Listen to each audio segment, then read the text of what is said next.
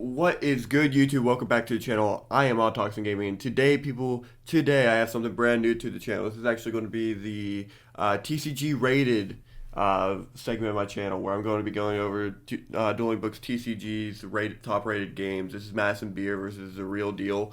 Both of these players were at the top of the I guess the bracket. I don't really know how to explain it, but this is the first time I'm going to be doing anything TCG, like actual TCG Yu-Gi-Oh related on the channel. So if you guys like this type of content, make sure you leave a like. If you like me, make sure you subscribe. Depending on how well this video does, depends on how much more content this will create in the future. If you guys don't know, I play pretty much all forms of Yu-Gi-Oh, TCG Yu-Gi-Oh. I'm updated with OCG Yu-Gi-Oh. I play Master Duels, I play Speed Duels, I play Rush Duels. Like, I know a lot about Yu-Gi-Oh in general. So, yeah, without further ado, I'm going to jump into this. This is going to be a SwordSoul versus Invoked Dogmatika. So, yeah. Let me jump right into this. With the new banlist coming out with Yu-Gi-Oh, I'm more inclined to want to play that right now than Speed Duels at the moment. And that's just the biggest reason why I started doing this. Speed Duels format up until March is going to be like this very stale format, but the new Yu-Gi-Oh format is actually going to be very, very interesting. Now, they're not using that ban list, but I still want to learn SwordSoul since it's my IRL deck. But yeah, it looks like we have a pretty good start with the SwordSoul player, getting an Imperm with the Shitana, Heavenly Dragon Circle, and then the Ecclesia and the Blackout. It's all very strong, good starting hand. And then Fusion Destiny, Nadir Servant is pretty much going to be what saves this guy because he's drawing into double Fusion Destiny. There can be only once kind of a strong main deck, and then Dogmatika, Ecclesia. So, yeah, that's pretty cool. So Ecclesia is going to get normal summon here. This is going to send it away. That way it can search the deck for the Mo Yi. Mo Yi is going to, I assume, summon the token, right? Yeah, that's what I thought. So Mo Yi is going to use its effect, revealing the Tenyi and then summoning the token to the field, sending them both to the graveyard since the token is a tuner monster, and they're going to actually be summoning the Chixao. I don't know how to actually pronounce his name. Chizao, maybe? The Grandmaster. This card says if it's synchro summon, you can add to your hand or banish one SwordSoul card from your deck, and then quick effect banish a SwordSoul or Wire monster from your hand, or GY, and then target an effect monster to the field negates effects. So it's a very powerful monster. Using the effect here, this is going to go ahead and send one of our pieces to the graveyard, and then Mo Yi because it was used for the synchro summon as well, allowing us to draw the card. Drawing into the Ash Blossom and adding the Emergence, very, very strong. And then using the Emergence here, this is going to grab the Long Yin, or Long Yin. Using the effect of Long Yin as well. Discarding the Shizana, or yeah, summoning the token. And then again going for the synchro summon, probably for Dayfloor. Yeah, Dayfloor. This guy is a negate. Once while he's face up on the field, when a card or effect is activated, quick effect, you can negate the activation and destroy it. You can only use him once per turn, and then once per turn during the standby phase, target level 9 monster in your graveyard and return it to the extra deck. And then special summon him. Using the Long Yin in the graveyard, this is going to inflict 12 damage to the opponent, setting the Infinite Impermanence and Blackout to the field, and also setting the Quick Play Heavenly Dragon Circle face down, and then passing the turn off to the opponent. Opponent draws into the Dogmatika Fluderdelius. Again, I'm sorry, I'm botching these names, but I haven't played this game forever. Using the Fusion Destiny. Fusion Destiny is going to get ashed here, that way they can't bring out the Destroy Phoenix Enforcer. Summoning the Ecclesia, using its effect, and then Ecclesia here is going to, about to say, what are you planning on doing? I guess you could imperm this. Is going to add the punishment. Playing the Nadir Servant, Dayfloor is going to negate the Nadir Servant, but the opponent's going to use the Delius, I don't even know. I'm not even going to pretend like I know his name. Using the sync here of the Blackout, which is very strong. Targeting the Jizao, Nadir, and then asking for a response. And then using the Heavenly Dragon Circle to tribute off the Chizao. Very strong. add the Protoss to hand, which this card is actually a newly banned card in Yu-Gi-Oh! After this format, so we won't be seeing much more Protoss plays after this game here. Sending the Ecclesia to the graveyard, then Dear Servant is negated, and then Flooderese is then summoned for 2,500. Attacking into the opponent using its effect here, we're actually going to imperm and then stop it completely in its track, making the opponent lose 500 life points. Setting a Dogmatika punishment, setting there can be only one, and then passing turn off to the opponent. Ooh, also setting the Fusion Destiny. A little bluff, I guess. Drawing for turn, drawing into the Ash Blossom. Doesn't really matter in this situation. Using Dayfloor here. Dogmatika punishment is activated. My bad. And then target one face-up card your opponent controls. Send a monster from your with an equal or higher attack from your extra to the graveyard, and if you do, destroy that monster. Banishing the 3 for the Protoss. Using the Protoss' effect. And then battling for 2,500 and 3,000. Dropping the opponent down to 800 life points, and then passing turn off to the opponent, drawing into the Imperm. So they just scoop here, right? Yeah, that's what I thought. That's what you can really do in that situation.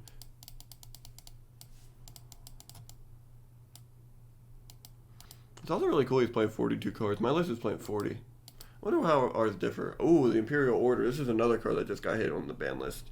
This card is too strong, and was having the starting invocation. Hopefully he's going first. Summoning the Alistair. Getting the invocation to hand, which is pretty strong, but he already has an invocation. Sending it to the graveyard, that way he can climb into the Salamangreat Almirage. Then climbing into the Secure Gardna, and then using invocation here. This is going to allow him to banish the Alistair, the Invoker, and the Secure Gardna, and then bring out his Mechaba. Using invocation again, shuffling the invocation, is it, into the deck? Or is it Alistair? Shuffle the Alistair into the deck, and then, yeah. Invocation to deck, Alistair to hand. That's what I saw. I was like, wait, hold on. I'm not that out of the loop, am I? Ecclesia. Into Maximus. Pretty cool. And then banishing the Mirage to summon the Maximus. Using Maximus's effect here. Sending both the Apcalone and the Ash Dragon to the graveyard from the extra deck. And then sending 2 monsters that are in our extra deck to the graveyard. Using the Apcalone to add the Shaddoll Schism to hand. Very strong. Send the Alistair to the graveyard. Infinite Impermanence and Shaddoll Schism are set. And then using the Ash Dragon's effect on end phase. This is going to add the Flordelis. Drawing for turn. Did we draw into the Psyframe driver? What a brick for a draw. Oh no. Summon the Ecclesia here, and then Ecclesia is going to use the discard effect. Or the reveal effect. Oh, no, the tribute effect, my bad. Using Schism here. Banishing the 2 fusions from the graveyard, that way he can bring out the window. Now we're locked out of special summoning once we do this special summon. Is it 1 special summon or 2? Those cards on the field. You can only special summon monsters once per turn. So we're now locked into this special summon. Moving into the battle phase here, we're going to attack into the Ecclesia. Summon the Incredible Ecclesia Virtuous. Set 2 cards face down and pass turn. Not sure how we were able to normal summon that again, but I'm not going to ask questions.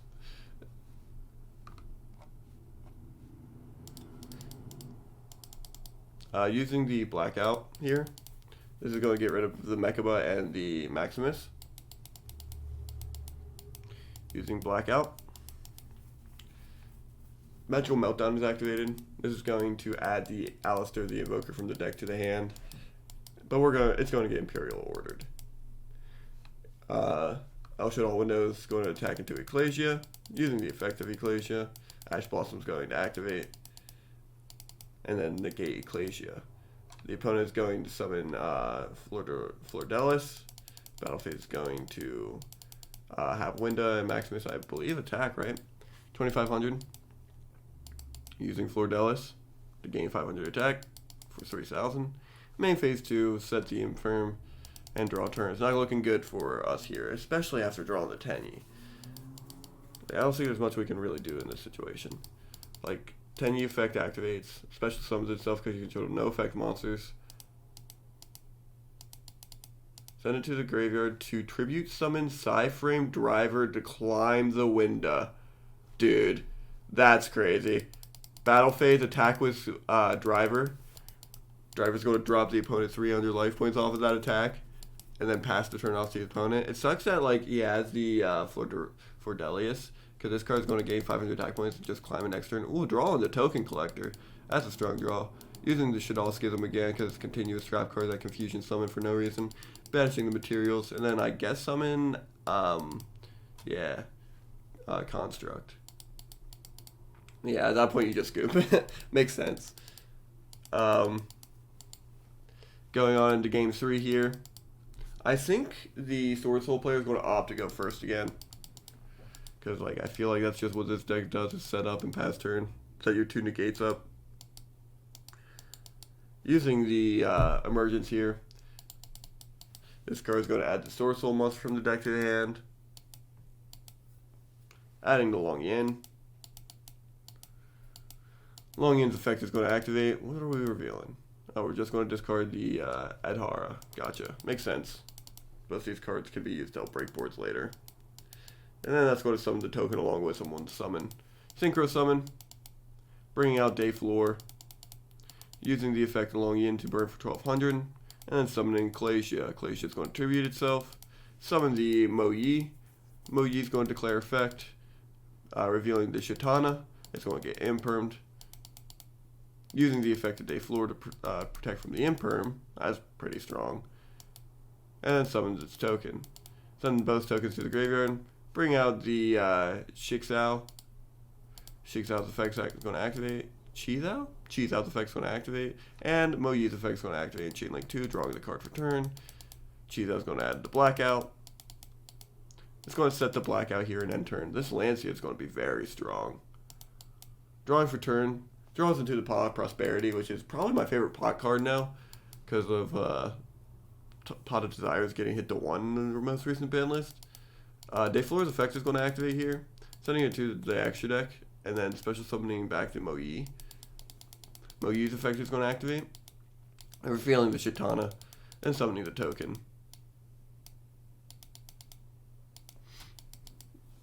Opponent's turn is going to continue. Summoning the Alistair the Invoker, using its effect here, that way it can get the Invocation, but we're going to Shizao, and then banish the Long Yin, that way we can negate it. Using the Big Think word here, allowing it to go through. Using the Pot of Prosperity, banishing 6 extra deck cards of our choice face down, that way we can look at the top 6 cards of our deck and add 1 card to hand. Do you add the Token Collector? Or do you add the Nadir Servant? I don't know. Viewing Graveyard. Oh, cool. Adding the Token Collector to hand. Putting the other cards to the bottom of the deck.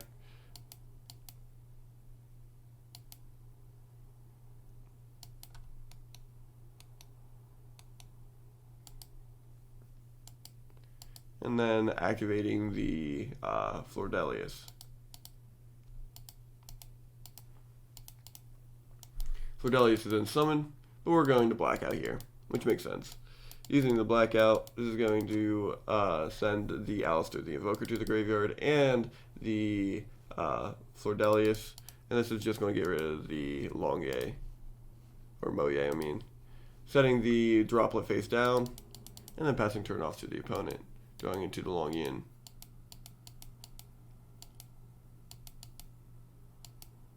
Using the effect of the Adhara in graveyard, going to banish it from the field, or from the grave, and then grab back the Long Yin.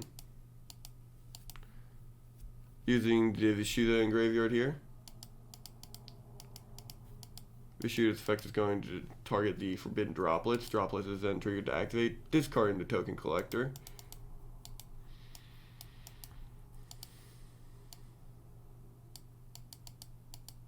Long Yin's activated. Banishing the Shitana, summoning the Long Yin. Sending both him and the token to the graveyard to summon the Day Floor. Is that even a legal play?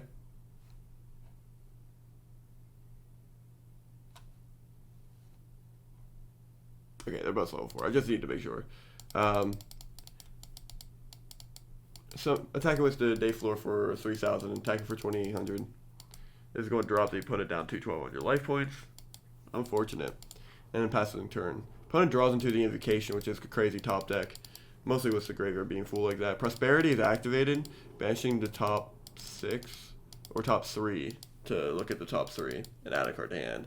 Oh man, crazy. Magical Meltdown, Alistair the Invoking, and Fusion Destiny are all revealed. Fusion Destiny is another card that got hit on the ban list, going to 2. So that's kind of crazy. Big Think. I don't even know what I would add here. Would I just add the Alistair? Because, like, Invocation gets negated? Or would you add the Fusion Destiny? I feel like you would add the Fusion Destiny, right? Yeah. Adding the Alistair back to hand, adding Meltdown back to deck. Using the Invocation. Going to Lancia here, and this is what shuts down the deck at this point. So Lancia just says, you contribute this card from your hand or face up on the field, and neither player can banish cards for the rest of this turn. Invocation can't activate because you can't banish Alistair, and the material from graveyard, which I assume was going to be the Flordelis. That way he could bring out Mechaba. And then Fusion Destiny, I think you can do, like, bring out Phoenix Destroyer, but at this point I don't even feel like it matters. Can I? You cannot special monsters except hero monsters.